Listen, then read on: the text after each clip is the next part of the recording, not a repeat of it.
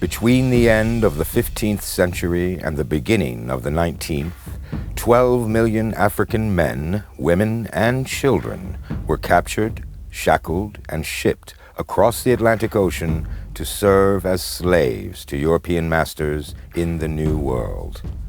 More than 1 in 10 would die before the ships reached their destination. Of the 10.5 million that survived, the overwhelming majority would work the mines and sugar plantations of the Caribbean islands and South America. Only about 500,000 would be enslaved in North America. Yet, by the eve of the U.S. Civil War, there were almost 4 million slaves in the United States, thanks to laws establishing that any child of a slave mother would also be born as human property. This is the story of these men and women, who by their hands laid the foundation of what would become the most powerful nation on earth. Join us as we journey up from slavery. Steal away, steal away, steal away to Jesus. Steal away home. I ain't got long to stay here.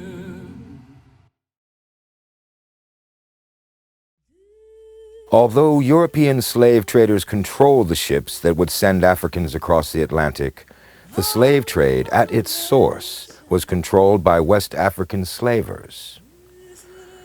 The slaves themselves, in large part, came from the interior regions of Africa. West African slavers would shackle them into coffles, or slave chain gangs, and march them to the coast, a journey that may be hundreds of miles and take many months. The very old or young often died before reaching the coast, and all of the slaves were weakened from illness, exposure, and malnutrition. Once they reached the coast, the African slaves were placed into barracoons, or holding pens, to await the European traders.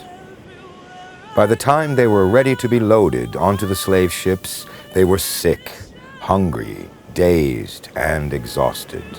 They were thrust into the holds of ships manned by strange people who spoke a strange language. 12 million Africans would begin this journey, called the Middle Passage. 1.5 million would not survive it. The slaves were generally terrified of the water, many of them never having seen the ocean and having no concept of ships. Nets were hung up along the sides of the deck to prevent slaves from jumping to their deaths. They were seasick, often refusing to eat. The ship's crews would force feed them if necessary. Experience taught slavers the importance of improved sanitation, ventilation, and other steps to ensure they would deliver enough healthy slaves to make a profit. But that does not mean that the Africans were treated well.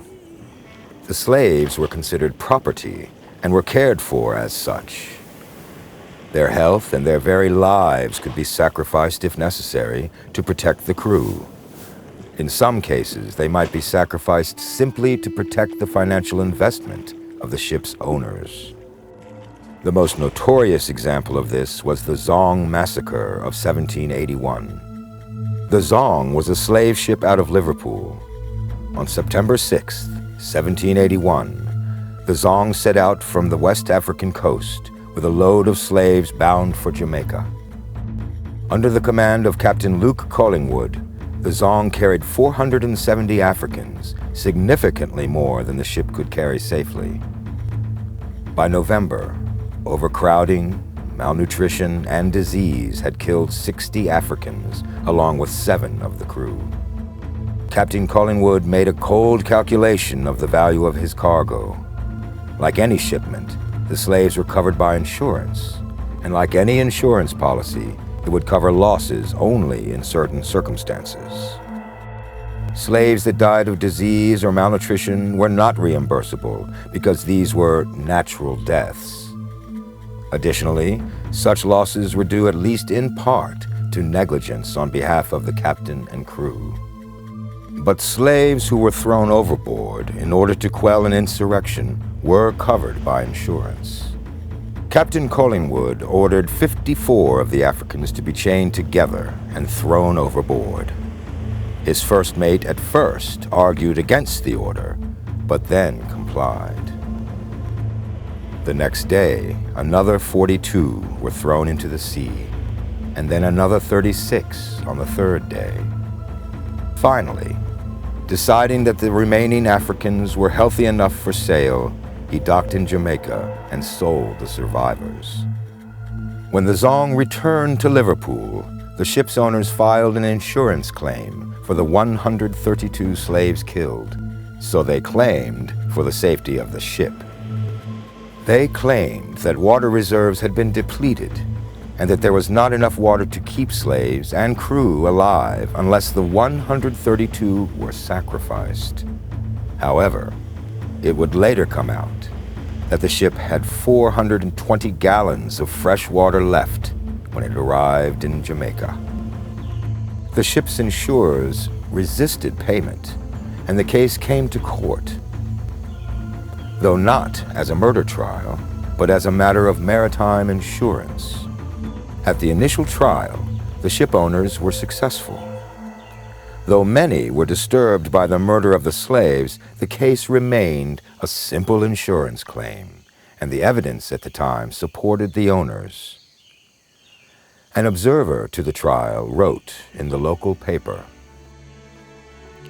"That there should be bad men to do bad things in all large communities must be expected, but it is hardly possible for a state to thrive where the perpetrators are not only to go unpunished, but carry off the reward for it." Abolitionist Granville Sharp began working with others to prepare a prosecution case against the crew for murder. But when the case came back to court on appeal, it was because the ship's underwriters refused to pay. Again, it was a maritime insurance matter, but by now, much of the English public was worked up about the murder of the Africans. The Zong's owners were represented in court by the Solicitor General, John Lee. Lee was aware of the implications of the case if it were allowed to be about murder. Indeed, if the courts were to take such a perspective, it could lead to the unraveling of the highly lucrative slave trade. In court, Lee dismissed Sharp's concerns about murder. What is all this vast declaration of human beings thrown overboard? The question, after all, is, was it voluntary or an act of necessity? This is a case of chattels or goods. In the end, the court ruled against the ship's owners. But again, the ruling was not that Captain Collingwood, who himself had died of disease by this point, had ordered the murder of 132 human beings. The ruling was that the cargo, African slaves, had been jettisoned unnecessarily, and therefore the financial loss fell upon the ship's owners, not their insurers. No officers or crew were charged with the murder of the slaves, but revelation of the massacre energized the abolition movement. Since insurance policies considered the possibility that slave revolts on ships could result in slaves being thrown overboard, we can assume that such revolts did take place. In fact, during the centuries of the Atlantic slave trade, there were almost 500 shipboard revolts that we know about. And some historians believe that there were hundreds of rebellions aboard ship that never made it into the historical record. Unfortunately, from the perspective of the enslaved Africans, only about 20 to 30 of those revolts were successful. However, the costs associated with these rebellions, such as the insurance policy covering the Zong, likely had the effect of reducing somewhat the size of the slave trade. If costs had been lower, even more Africans would have been captured and enslaved. In June 1730, the slave ship Little George sailed from the Guinea coast carrying 96 enslaved Africans bound for Rhode Island. Captain George Scott described what happened. About 100 leagues distant from the land, the men slaves got off their irons and, making way through the bulkhead of the deck, killed the watch, who were, 'tis thought, all asleep.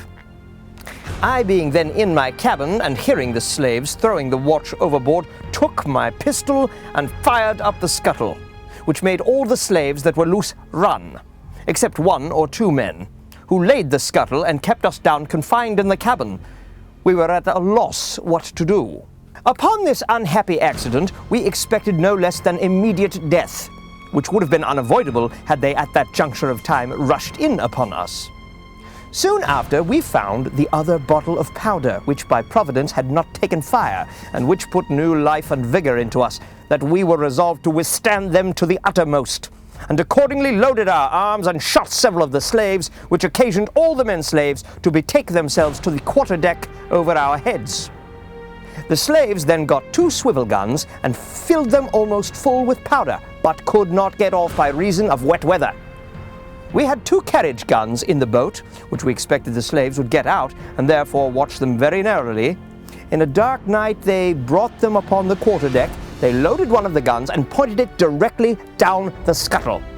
We shot the man dead that pointed the gun. Another of the slaves standing by clapped a match to it and fired it off, which blew the scuttle all to pieces and some of the deck, but did us no damage. They made several attempts to come down into the cabin, but their courage failed them. I then called to them to come down to decide the matter. They answered by and by. Eventually, the survivors among the slaves and crew made a deal to each let the other go free. But the simple fact is that over 10 million Africans were forced into slavery in the New World, 500,000 of them in the North American colonies. What was life like for these slaves in the decades before the American Revolution? It is clear that however brutal the condition of slaves in North America may have been, it was far better than the life experienced by slaves in the Caribbean islands or South America. In the sugar plantations and mines of the West Indies and Brazil, slaves labored under such brutal conditions that they died early, even relative to slaves elsewhere, and had to be replaced by new arrivals. The threat of being sold to a sugar plantation in the West Indies was used by North American planters to spur slaves into working harder. In North America, with the exception of the rice plantations of South Carolina and Georgia, the work was hard, but not so grueling as to prevent slaves from having some kind of life outside of their work. Roughly speaking, there were 3 different systems of slavery in the American colonies. First, there were the Chesapeake colonies. In Virginia and Maryland, slaves primarily worked on tobacco plantations and large farms where they raised corn, wheat, and other grains. Smaller numbers also worked in other industries, such as shipbuilding, ironworking, or in tobacco factories. Things were different in South Carolina and Georgia. In these states, slaves worked on larger rice plantations, where they also raised indigo. The lives of slaves on the rice plantations of South Carolina and Georgia had distinct differences from those on the tobacco plantations of Virginia and Maryland. The rice plantations, which required more strenuous physical labor, had fewer females and therefore fewer births. Whereas Virginia's slave population was able to reproduce naturally through the births of new slaves, the rice planters maintained their labor force by importing more Africans. One result of this was that the slaves maintained a stronger tie to their African culture. A third system of slavery was found in the northern colonies. In the north, there were far fewer slaves in general, and they worked in different industries. Because the northern climate did not suit a staple crop for export, there was much less incentive for using slave labor. Although there were a few larger estates with 50 or more slaves, most slave owners owned only a few slaves who helped work the farm, or they performed as household servants. However, despite the sense of outrage displayed by the North in later years, northern colonies did in fact have slaves. Massachusetts was actually the first colony to legalize slavery. Though in many ways life was better for slaves in the North, simply by virtue of not being one of a gang of slaves driven to work on a large plantation, there were aspects of life that were worse. For one, the colder climate of the northern colonies was very different from what they knew in Africa, enhancing the alien nature of the world in which they were enslaved. Also, in the South, slavery had taken on a paternalistic attitude that, though obviously degrading, at least meant that slave owners felt a certain sense of responsibility for the rare slave who lived to an old age. In the northern colonies, slave owners would often turn older slaves out, freeing them to fend for themselves. The northern colonies were also the center of the entire North American slave trade. In particular, Massachusetts, New York, and Rhode Island controlled much of the importation of African slaves into the colonies, and later the United States. Typically, they would send slaves who arrived directly from Africa to the South, keeping for themselves the slaves from the West Indies who were more likely to speak some English, French, or Spanish, and had already been broken into slavery. Slaves were individual human beings, and as such, their experience varied greatly, both within and across these different systems. In the 1930s, the Federal Writers Project, a part of the Works Progress Administration, gathered over 2,000 first-hand accounts of the slavery era from former slaves who were at that point elderly men and women. You will get to hear their words as they tell you their piece of American history. All of these individuals were enslaved during the final decades of American slavery, and their experiences may have been somewhat different from those enslaved during the colonial years. But they are the best eyewitnesses to the lives of American slaves. Some of them tell tales of heartbreaking sorrow and gut-wrenching violence. It may surprise most that some of the slaves remembered their masters fondly and spoke of masters who refused to allow any of their slaves to be whipped. These were people as real as you and I, and their experiences were as wildly different as those of any large group of people living across the United States over a long period of time. On plantations, cultivating the crop each season was, of course, the primary task. Beyond that, slaves would be expected to perform any of a number of menial tasks that were essential to running a plantation. This would include clearing land, building and mending fences, caring for livestock, and more. Some slaves might have specialized skills like carpentry. Others would perform any task required by the master.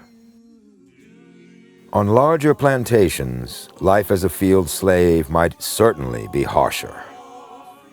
If a planter owned enough slaves, he might hire an overseer to monitor their work and push them to work even harder. Sometimes a slave might be given this position, though it would likely make him hated by his fellows. Also, on larger plantations, some slaves would work entirely as household servants. This would offer perks to the slave, but would also mean even less control over some basic personal decisions, such as requiring them to straighten their hair. But, without question, household slaves were better treated than field slaves. They were given charge of the children and preparing food, and in some cases were seen almost as an extended part of the planter's family. This brings up an important point about the condition of slavery. In many cases, the slaves suffered brutal hardships and violent treatment, but sometimes slaves were treated well and required to work no harder than the master himself. While it would obviously be preferable to be treated humanely, the great crime of slavery is that a slave was a mere possession of his master. He might have work assignments that were rewarding, and he might feel genuine affection for his master, an affection that could well be mutual. But the simple fact is that the slave could not choose to walk away from his home or employer. Even a kind master could die, and the slave would pass to his heirs just like a horse or a plot of land. And if those heirs were sadistic, or if they chose to sell him to one new owner and his wife and children to another, the slave had no recourse whatsoever under the law. On plantations such as George Washington's Mount Vernon, slaves were generally well treated, and there is evidence that Washington was not unusual in his treatment of slaves. Washington required his overseers to ensure that every laborer do as much in the 24 hours as their strength, without endangering the health or constitution, will allow. The sun never caught him in bed, and he was unwilling to find any of his people sleeping. Rules did vary from one plantation to the next, but commonly, slaves worked 6 days a week, having Sundays as a day of rest and religion. Monday through Saturday, they would work from dawn to dusk on the various tasks necessary to running the plantation. Generally, slaves were expected to rise at first light and head to their work site. They would have about an hour-long mid-morning halt for breakfast and another hour break in the mid-afternoon to eat. Each plantation would have rules for their slaves, and they would vary according to the master's whims. Former slave Reverend W.B. Allen explained the rules on the plantation where he worked. Plantation rules forbid a slave to own a firearm, leave home without a pass, sell or buy anything without his master's consent, marry without his owner's consent, have a light in his cabin after a certain hour at night, attend any secret meeting, harbor or in any manner assist a runaway slave, abuse a farm animal, mistreat a member of the master's family, and do a great many other things. On the tobacco plantations, slaves tended to live in strong family environments. The slaves reproduced with each other naturally, providing their owners with new generations of enslaved labor. The planters understood that allowing the slaves to develop a family environment gave the planters an additional means of control. The threat to break up families could prevent uprisings and any general disobedience.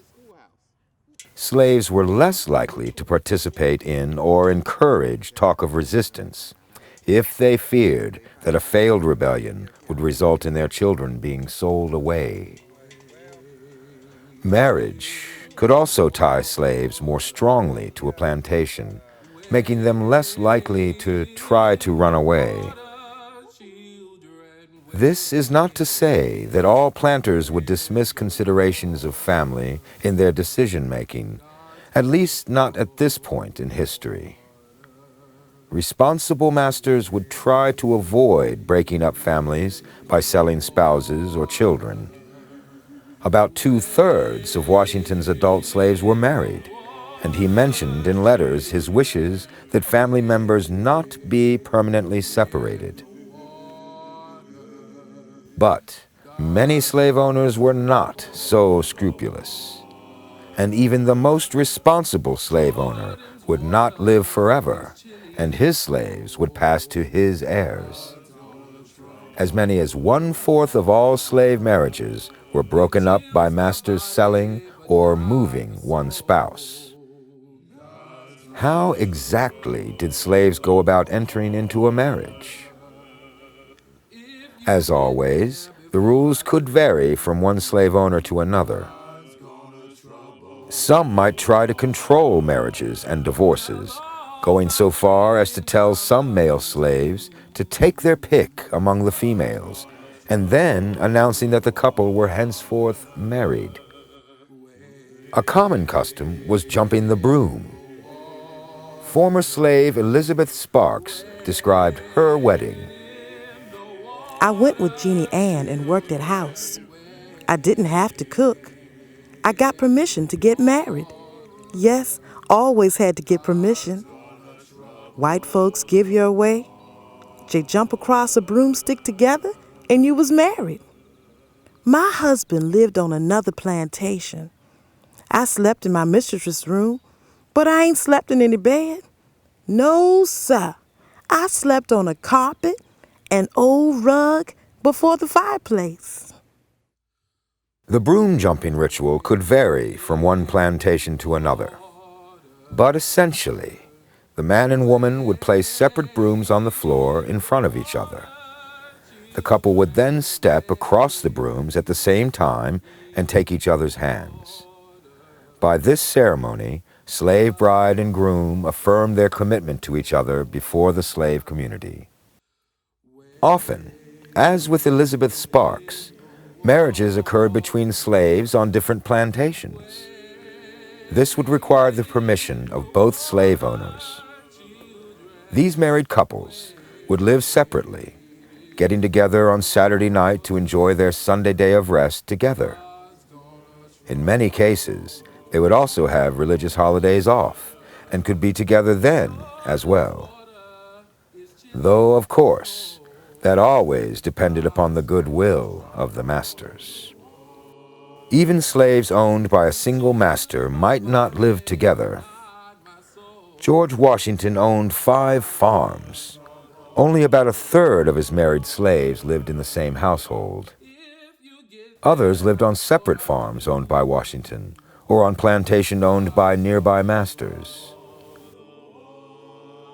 If they lived on the same site, married slaves might be placed in a small family cottage, perhaps of their own, perhaps to share with another couple. The quality of these homes varied, but they were generally small, had little in the way of furnishings, and were frequently messy. Slaves who worked for masters till dark seldom had time or energy to clean even their own dwellings. Former slave Mary Jane Wilson described her parents' situation. My mother and father were slaves. When I was born, that made me a slave. My mother was owned by one family. My father was owned by another family. My mother and father was allowed to live together. One day, my father's master took my father to Norfolk, put him in jail to stay until he could sell him. My missus bought my father so he could be with us. The owner's primary reason for allowing slaves to marry was to encourage them to have children. This would provide the next generation of labor. The marriages of George Washington's Mount Vernon slaves led to a large number of children. One French visitor at the plantation noted, "The cabins swarm with little Negro children clad in rags our beggars would refuse to wear." Pregnant and nursing mothers were usually expected to work, but they were often given lighter tasks. It was recommended that pregnant slaves not be required to do plowing or heavy lifting. Either way. During delivery, slaves were attended by a midwife, usually another slave, but occasionally a white woman. A number of the wives of white men who worked for Washington served as midwives for his slaves. Washington usually provided rum for slave women in delivery, perhaps as an anesthetic. If the baby survived, the mother would usually be given an extra blanket and between 3 and 5 weeks to recover before returning to duties. But slave mothers were aware of the brutal existence they had borne their children into. Given their physical and emotional strain and the brutal day-to-day conditions of the lives of so many slaves, it should be no surprise that some mothers believed it better that their children did not survive. Another former slave, Celia Robinson, reported, I remember how Mother told me the overseer would come to her when she had a young child and tell her to go home and suckle that thing, and she better be back in the field at work in 15 minutes. Mother said she knowed she could not go home and suckle that child and get back in 15 minutes, so she would go somewhere and sit down and pray the child would die.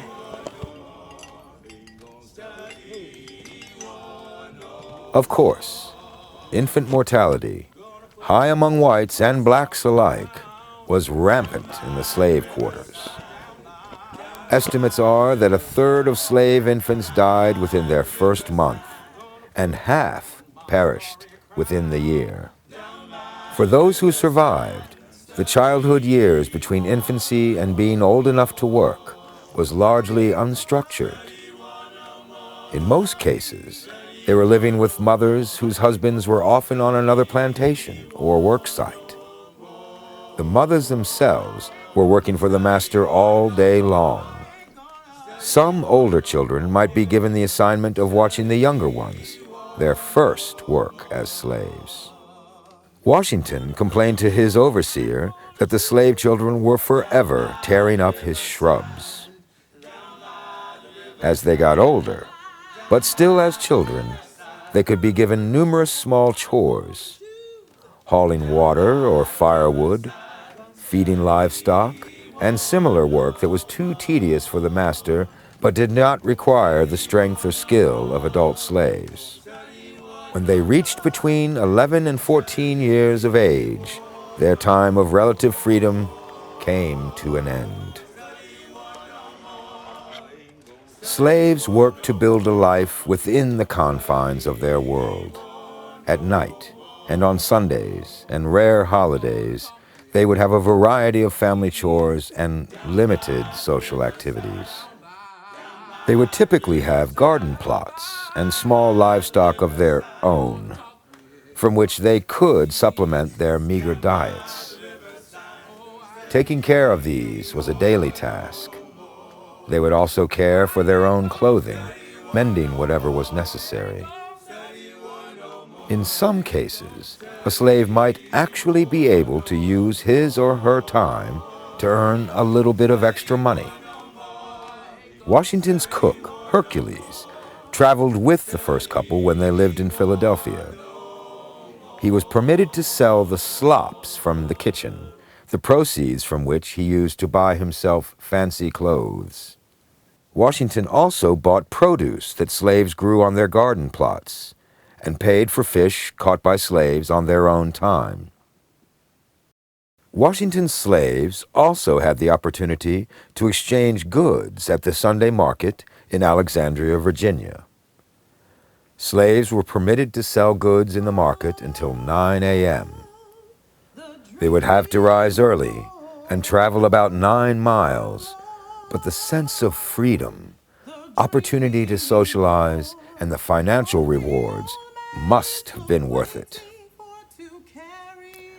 Although Washington may have been a particularly lenient master, there were enough other slaves in that market to make it clear that the privilege, at this stage in the nation's history, was not unusual. Again, slaves were human beings, and no humans can survive long without finding some way to have fun, even while living under oppression. Marbles was a popular activity among slaves, and there are records of an energetic game of tag called prisoner's base. Slaves also told stories and made music after hours. Those stories might be of life in Africa, or folk tales such as Brer Rabbit and the Tar Baby.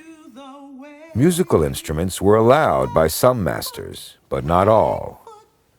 Slaves developed a style of body slapping, foot tapping, and hand clapping that reproduced the rhythms and cadences of African drumming.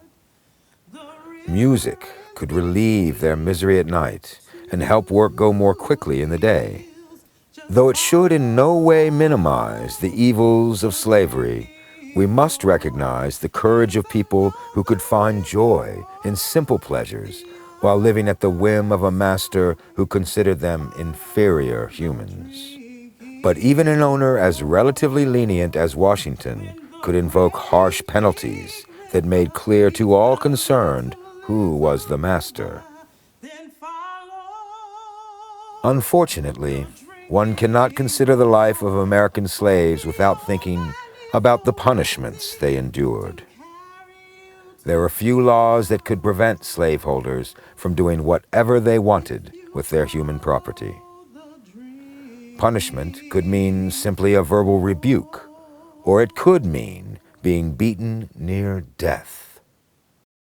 Former slaves Walter Calloway, Elizabeth Sparks, Richard Toller, Candace Goodwin, and Albert Jones describe their experiences as slaves. Oh, yes, sir. Master John good enough to us, and we get plenty to eat. But he had an old setting there in Greenbush, would show whip us if we didn't do the shooting. He didn't do no whipping himself. He had a big black boy named Mose, mean as a devil and strong as an ox. And the overseer let him do all the whipping. And man, he could sure lay on that rawhide lash. He whipped this slave gal about 13 years old so hard she nearly died. And all this out of was she had spells or fits or something. That make Master John powerful mad. So he ran that overseer off the place, and Mose didn't do no more whooping. My mistress' name was Miss Jeannie Brown. She was a good woman. Of course, she'd slap and beat you once in a while, but she wasn't no woman for fighting, fussing, and beating you all day like some I know. Shep Miller was my master. Bought my mother a little girl when she was married. She was a real Christian, and he respected her a little. Didn't beat her so much. Of course, he beat her once in a while. Beat women. Why, sure, he beat women. Beat women just like men. Sometimes they beat him so bad, they just couldn't stand it, and they run away into the woods. They's whipping the slaves all the time, but I run away all the time. And I just tell them, if they whip me, I kill them. And I ain't never did get a whooping. If I ain't thought one was coming to me, I hid in the woods. Then they send after me, and they say, come on back, we won't whip you. But they killed some of them slaves, whipped them to death. I guess they killed 3 or 4 on Toller's place while I was there. My white people, they good to me. Of course, they gets mad at you, but they don't beat none of us. Just act like it. Well, I ain't never had a whipping in my life. Master, he don't never stroke none of his slaves, and bet nobody else neither.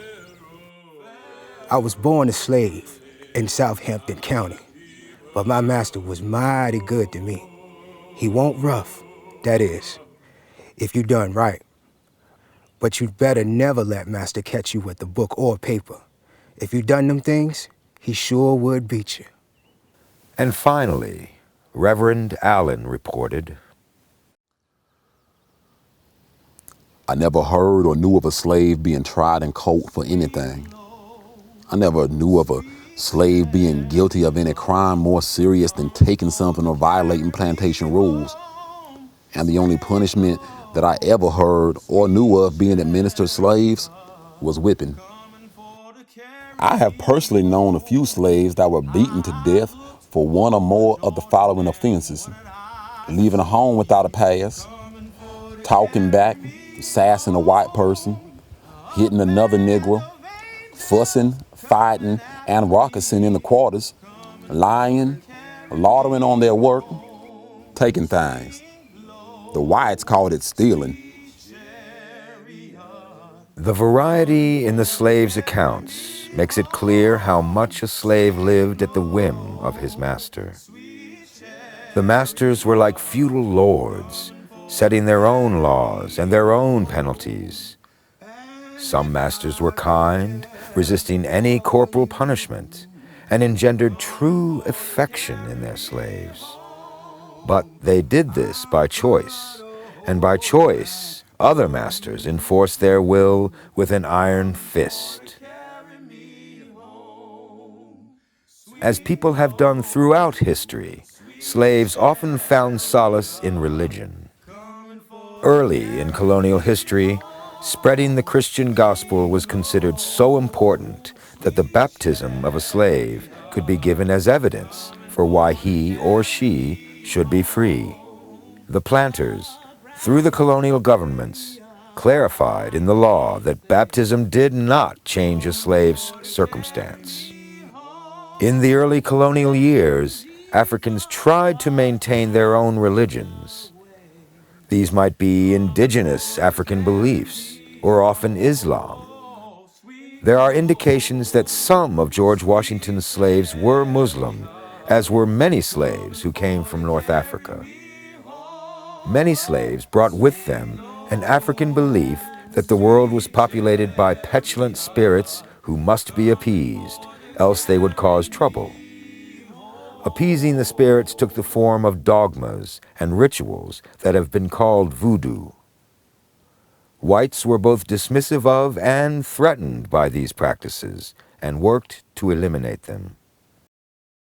In the mid-1700s, slaves began converting to Christianity in large numbers as part of a religious revival that swept the English colonies.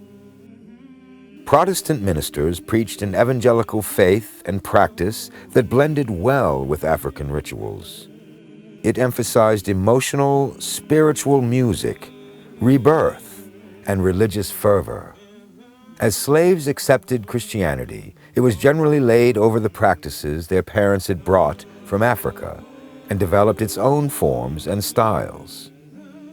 But in general, there was little concerted effort to convert slaves to Christianity during the colonial years. Following the American Revolution, that would change.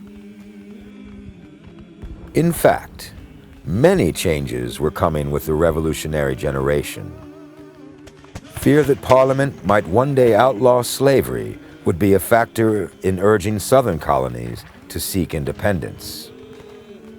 The stirring words from Thomas Jefferson's pen, that all men are created equal and endowed by their Creator with certain inalienable rights, would open the hearts and the minds of many to see that the existence of slavery flew in the face of American ideals.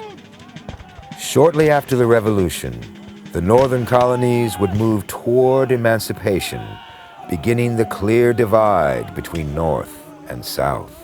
The Constitutional Convention would force the greatest men of the day to face the question of whether slaves were persons or property.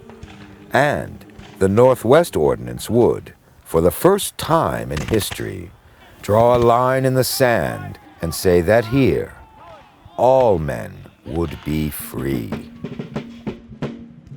All this and more awaits us as we arise up from slavery. Now see that possum, he works hard. Swing low, sweet chariot, coming for to carry me home. Swing low, sweet chariot, coming for to carry me home. I looked over Jordan and what did I see? Coming for to carry me home. A band of angels coming after me, coming for to carry me home. Swing low, sweet chariot, coming for to carry me home. Swing low, sweet chariot, coming for to carry me home.